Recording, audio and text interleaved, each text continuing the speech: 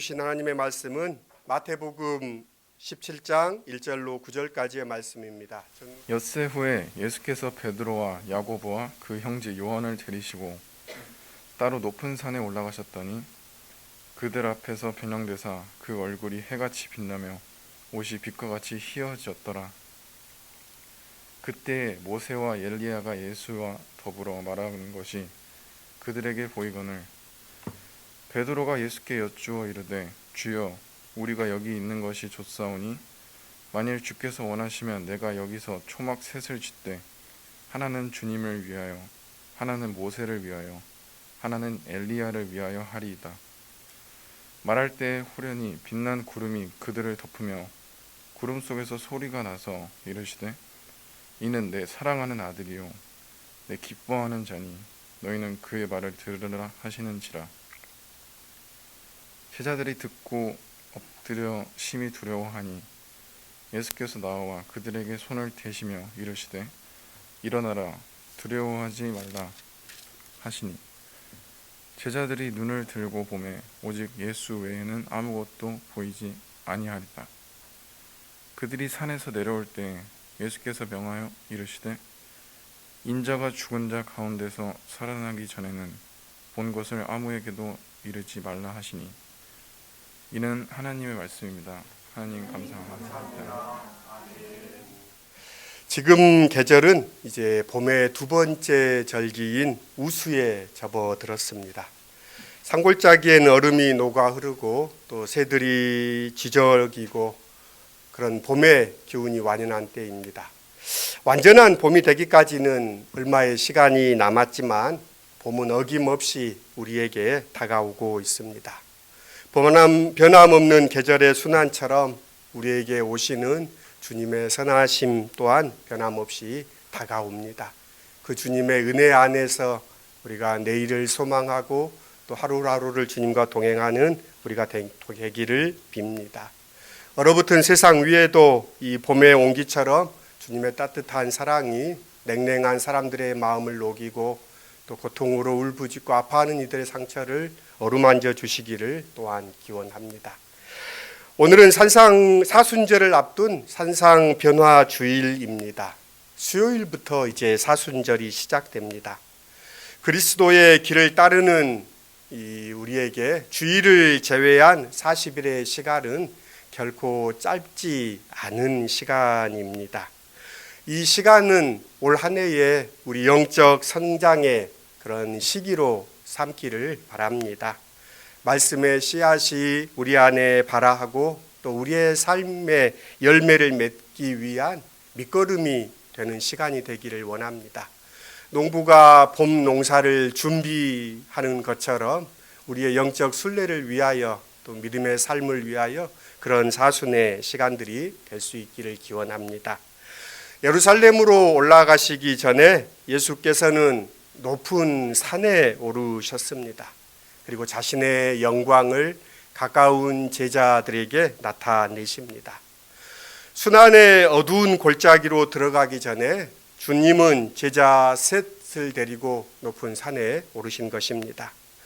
높은 산으로만 표시되어 있는 성서의 그 산을 사람들은 이 안테 레바논 산맥 남쪽 끝자락에 있는 해발 2818m에 이르는 헤르몬산이 아닐까 생각합니다.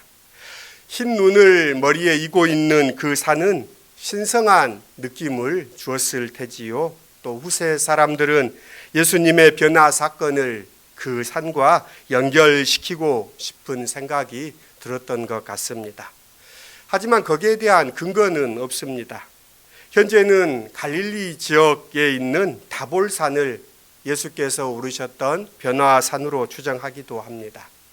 현재 그 산 위에는 이 프란체스코 수도회에서 관리하는 예배당과 또 정교회 예배당이 자리하고 있습니다. 다볼산 오르는 길은 왕복 1차로의 좁은 길로 작은 미니버스들이 지금도 순례객들을 나르고 있습니다. 오리겐 시대부터 다볼산이 변화산이지 않을까 생각했던 것이지요. 하지만 이 또한 근거는 없습니다. 성서는 그 산의 이름을 밝히지 않는데 분명한 의미가 있다고 생각합니다. 변화산 사건이 있기 엿새 전에 주목할 만한 일이 있었습니다. 저 유명한 베드로의 이 신앙 고백입니다. 주는 그리스도시요 살아계신 하나님의 아들이십니다 라고 고백한 베드로를 예수께서 반석이라고 칭하셨고 그 반석 위에 교회를 세우실 것이며 그 천국의 열쇠를 베드로에게 주겠다고 약속합니다. 그런데 곧바로 장차 예루살렘에서 당하실 순환을 예고하시자 예수가 예루살렘에서 승리할 것에 부풀어 있던 제자 공동체에 찬물을 끼얹는 예수님의 발언입니다. 반발하는 제자들을 대표해서 베드로는 예수에게 격하게 맞서서 반대합니다. 그리하지 마십시오라고. 이에 예수께서 베드로를 사탄아 물러가라 라고 말씀하시면서 내가 하나님의 일을 생각하지 아니하고 사람의 일을 생각한다라고 꾸짖으셨던 사건이 엿새 전에 있었습니다. 그리고 예수께서 따름에 대해서 제자들에게 말씀하시지만 그 말씀이 제자들에게 들릴 리가 만무하였겠지요. 오늘 본문에서 한 가지 주목해야 할 것은 엿새 뒤라는 표현입니다. 성서에서 엿은 불완전한 수입니다. 7을 온전한 수, 그리고 안식일인 하나님의 수라고 이야기하는데요. 6은 무언가 불완전함을 드러냅니다. 이래도 아니고 또 사흘도 아니고 엿새라는 것은 그때가 위기의 시간임을 드러내려는 암시인지도 모르겠습니다. 예수님의 처형 장면을 다루면서 제6시부터 온 땅에 어둠이 임하였다라고 성서는 기록합니다. 공간복음에서 엿새 혹은 6시는 이 어둠의 시간과 관련시키고 있습니다. 주님은 예루살렘에 올라가서 고난을 받고 죽게 될 것을 제자들에게 예고하셨습니다. 제자들에게는 청천벽력과도 같은 말씀이었습니다. 그러니까 엿새 뒤라는 구절은 제자들의 마음에 드리운 이 어둠의 깊이를 드러내고 있는 그런 표현임을 이해할 수 있습니다. 성서에서 사람들이 산에 오르는 까닭은 너무나 자명합니다. 하나님을 찾을 때 성서의 사람들은 산에 올랐습니다. 모세가 하나님을 만나기 위해 시내산에 올랐던 일이나 이세벨을 피하여 달아났던 엘리야가 호렙산에 오른 것도 그 때문입니다. 산은 우리가 살아가는 일상적인 공간이 아닙니다. 더군다나 일상에 지친 이들이 찾아가는 곳이 오히려 산입니다. 비일상적인 장소라는 점에서 이 산은 성서의 광야와도 통하는 곳입니다. 마태는 예수님이 오른 산을 높은 산이라고 특정하고 있습니다. 높은 산이라는 의미는 해발 고도가 높다라는 의미가 아니라 이러한 상황이 비상한 때임을 드러내고 있는 표현입니다. 인도의 성자 선다싱은 이 자신이 히말라야를 넘어서 많은 산간 마을에 복음을 전하러 다녔습니다. 그 삶은 참 거친 삶이었는데 어떻게 그렇게 살 수 있느냐라고 누군가 물었을 때 선다싱은 대답합니다. 마음의 산을 높이면 어떤 일이든 감당할 수 있습니다 라고 그는 이야기했는데요. 골고다 십자가에 오르기 전 예수께서는 높은 산에 오르셔서 당신이 가야 할 길을 결단하신 것이 아닌가 하는 생각을 듣게 됩니다. 마찬가지로 사순절을 앞둔 주일을 변화산에 오르셨던 주님을 기억하며 산상 변화주일로 기억하는 교회 또한 사순절을 시작하면서 우리의 마음의 높이를 높이려는 그런 의도를 담은 것이 아닌가 생각합니다. 어둠의 시간에 주님의 제자들 앞에 주님은 변화하셨습니다. 오늘 마태복음은 그 옷이 광채가 나며 세상에서 빨래하는 자가 그렇게 희게할 수 없을 만큼 매우 희어졌다라고 표현합니다. 놀라운 반전입니다. 어둠이 순식간에 빛으로 바뀐 것입니다. 마치 창세기에 혼돈과 공허와 어둠에 잠겼던 세상에 하나님이 빛이 있으라 하시니 빛이 생겼다는 창세기의 그런 선언처럼 오늘 변화산에서 이루어진 사건은 새로운 창조의 사건이라 할 수 있습니다. 예수께 드러나는 빛을 요한은 생명의 빛이라고 표현했습니다. 살리는 빛, 사람들에게 생명을 주는 빛이라고 요한은 말했는데요. 제자들이 본 것이 바로 그 빛이었습니다. 그것은 세상의 어떤 어둠도 앗아갈 수 없는 빛입니다. 사람들 사이에 보이는 적대감도 죽음의 위협도 그 빛을 막을 수 없습니다. 그 빛은 무정한 세상을 밝히는 하나님의 사랑이며 하늘에서 도래하는 평화입니다. 그 빛과 만난 사람들은 행복합니다. 다마스커스를 가다가 그 빛과 만났던 사울은 새로운 사람이 되었습니다. 신앙생활이란 어쩌면 어둠에서 빛으로 이행하는 과정이 아닌가 싶습니다. 그 과정을 일컫는 말이 변화입니다. 믿음이 우리 안에 들어오면 절망이 희망으로 바뀌고 죄인이 성인으로 바뀌고 박해하던 사람이 박해받던 사람으로 바뀌고 높아지려고 수단 방법을 가리지 않던 사람이 자기를 낮춘 사람으로 바뀝니다. 어떤 이는 믿음의 길을 도교의 우화 등선으로 말하기도 합니다.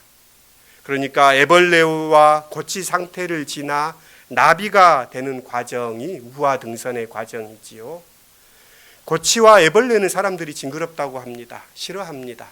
하지만 나비는 아름답다고 하는 것처럼 세월이 가면서 사람은 누구나 다 바뀝니다. 고대 그리스 철학자 헤라클레이토스는 누구도 같은 강물에 두 발을 들여놓을 수 없다라고 말했습니다. 강물이 끊임없이 흐르기 때문이기도 하지만 그 강물에 발을 닦는 나 또한 변하기 때문입니다.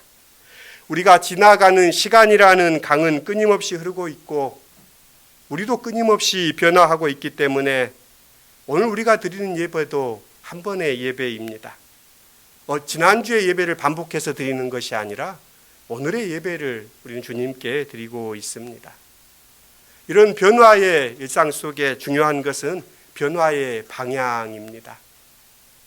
예수를 따라 나서서 믿음 생활을 해왔는데 점점 완고하고 고지식하고 고집불통의 사람이 돼가는 것이 아니라 유연하셨던 예수처럼 맑아지고 깊어지고 넓어진 사람이 되고 있는가? 만약 그렇지 못하다면 이보다 더 큰 허비가 어디에 있겠습니까? 온전하셨던 예수님의 그 비단에 우리의 품도 넓어졌으면 좋겠습니다.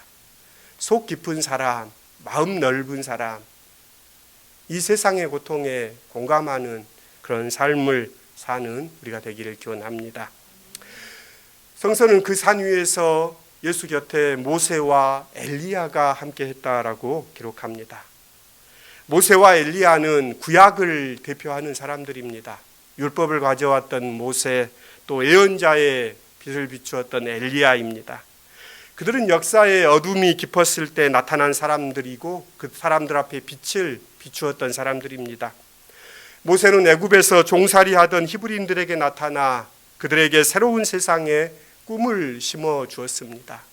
노예의 삶이 아니라 자유민의 삶, 하나님의 백성의 삶을 꿈꾸게 했습니다. 엘리야는 아합과 이세벨의 치하에 바알이라는 성궁이라는 신화에 사로잡혀 있던 사람들에게 쓰러져 가던 연대와 평화, 하나님 나라의 꿈을 백성들 마음 가운데 다시금 일으켰던 선지자입니다. 어떤 이들은 복음서 기자들이 그들을 등장시킨 것은 그리스도가 율법과 예언을 성취한 분이시기 때문이다라고도 이야기합니다. 그렇게 볼 수도 있습니다. 그러나 우리가 놓치지 말아야 할 것은 무덤조차도 남기지 않은 모세와 엘리야에 대한 민중들이 거는 기대입니다. 사람들은 메시아의 때가 되면 그들이 먼저 올 것이라고 믿었습니다. 복음서 기자는 그들을 등장시킴으로써 넌지시 예수께서 누구신지를 드러내고 있는 것입니다. 일종의 황홀경에 빠진 베드로는 초막 셋을 지어 세 분을 모시고 살고 싶다고 말합니다. 이 심정을 조금은 이해할 수 있을 것 같습니다. 삶에 지친 사람들, 삶의 멀미를 느끼는 사람들일수록 다른 삶을 동경합니다. 우리네 민담 가운데도 이와 비슷한 이야기가 있지요. 나무를 하러 깊은 산에 갔던 나무꾼이 큰 나무 아래 장기를 두는 두 노인들을 보고 그 곁에서 잠시 머물러 있었는데 돌아와 보니 수십 년이 흘렀던 이야기를 듣습니다.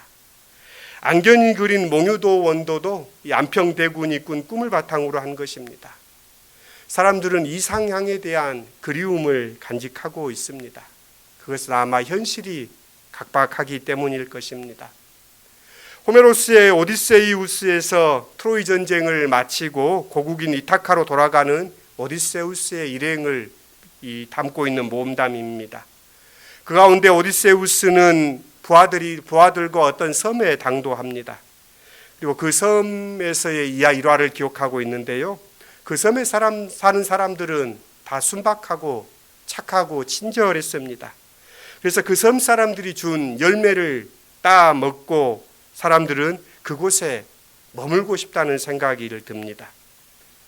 그러면서 그들이 돌아가야 할 이타카를 이 오디세우스의 부하들이 다 잊어버리는 이야기를 성경은 기록하고 있습니다. 그런 열매가 있다면 먹고 싶다는 생각이 들기도 합니다. 그렇기에 산정에 머물고 싶다라는 이 베드로의 심정은 이해할 만합니다. 하지만 예수께서는 단호하게 말씀하십니다. 삶이 아무리 고단해도 또 불운을 회피하기보다는 현실을 직시하는 것이 지혜요, 용기요, 믿음의 삶임을 말씀합니다. 그 직시를 통해 자기를 지키고 고난을 이겨내는 의지를 우리는 가다듬어야 합니다. 그래서일까요? 갑자기 구름이 그들을 뒤덮더니 하늘에서 소리가 들려왔습니다. 이는 내 사랑하는 아들이니 너희는 그의 말을 들으라. 어디서 많이 듣던 장면이고 말씀입니다.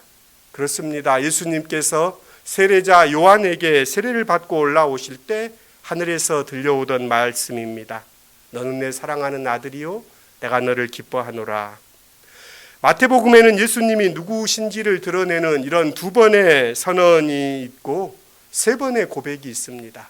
세례 때 또 오늘 변화산에서 들려왔던 두 번의 선언, 그리고 세 번의 고백은 베드로의 신앙 고백, 엿새 전에 있었지요. 그 신앙 고백, 그리고 갈릴리 폭풍 가운데 폭풍을 멈추신 예수님을 보면서 사람들이 예수님께 했던 하나님의 아들이십니다라는 고백, 마지막 고백은 겟세마네에서 십자가에서 예수께서 달려 돌아가실 때 그 곁을 지켜던 백부장의 고백이 이 세 번의 고백으로 마태복음은 구성되어 있습니다. 이런 선언과 고백을 통해서 마태복음은 예수가 하나님의 아들임을 우리에게 다시금 기억하게 합니다. 예수가 하나님의 아들로 극명하게 드러나는 장소는 십자가입니다. 사람들은 죄를 용서하시고 하나님의 뜻을 성취한 장소, 그곳이 겟세마네의 십자가입니다. 예수님이 하나님의 아들임을 드러내는 가장 그런 사실은 순환을 통해 드러나고 있습니다. 예수께서 예루살렘을 향하시는 길에서 높은 산에 오르신 그 이유는 당신이 이루어야 할 하나님의 뜻, 십자가를 감당하기 전에 행한 예식임을 우리는 기억합니다. 산에서 내려오시면서 예수께서는 제자들에게 산에서 본 것을 아무에게도 이르지 말라고 이르셨습니다. 어쩌면 말이 빚어낼 그런 부질없는 혼란을 경계하신 말씀입니다. 제자들은 메시아가 오시기 전에 엘리야가 먼저 와야 한다고 말했는데 그 말이 맞습니까? 라고 여쭙니다. 주님은 엘리야가 이미 왔다라고 말씀하시면서 모든 것이 회복될 것임을 단호하게 말씀하십니다.